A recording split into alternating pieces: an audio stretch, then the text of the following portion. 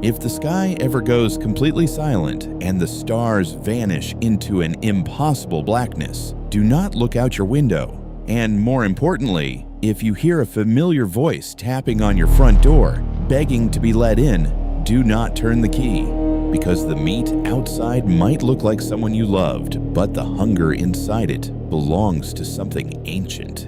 My name is Thomas Vance. For 23 years, I lived a quiet, solitary life as a professor of antiquities and dead languages at Boston University.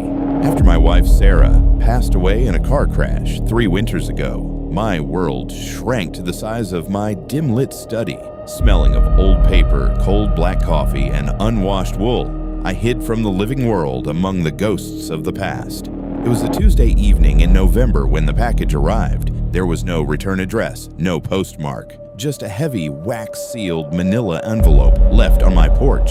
Inside were not physical artifacts, but ultra-high-resolution microfilm scans of what appeared to be unrecorded fragments of the Dead Sea Scrolls, smuggled no doubt from some restricted vault in the Vatican.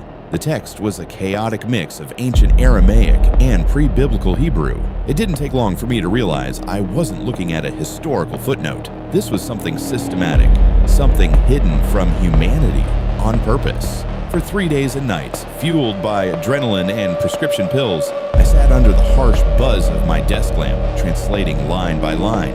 And then I found it. Hidden right beneath the traditional 10 Commandments, carved in a frantic, trembling script, was a final entry, the 11th Commandment.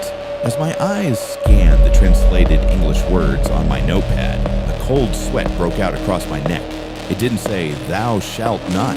It wasn't a moral law, it was a terrifying survival guide for an event that had been scheduled since the dawn of time.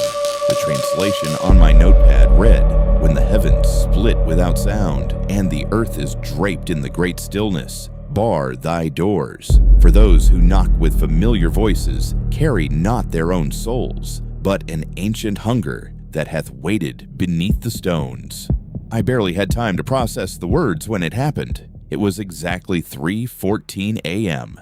The harsh white light of my desk lamp didn't just flicker, it died violently, the filament popping with a sharp clink. But it wasn't just my lamp.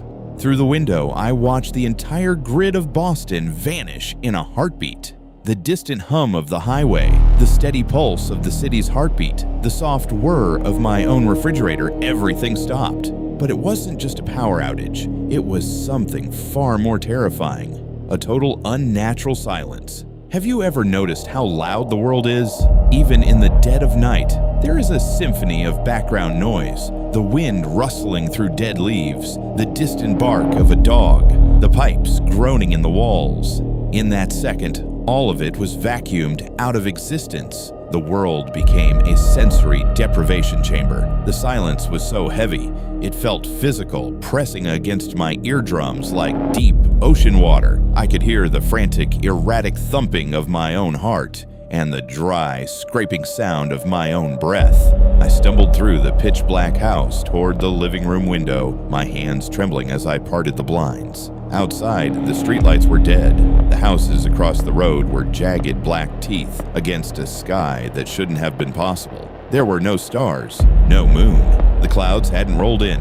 It was as if the sky itself had been painted over with thick, light-absorbing charcoal.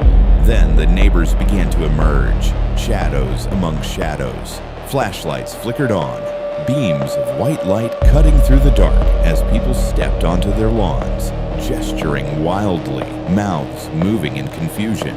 But no sound came, not a shout, not a whisper. The universe had muted the earth. And then, as I watched from the safety of my dark window, the beams of their flashlights began to catch something moving at the edge of the tree line, something that didn't belong in our world.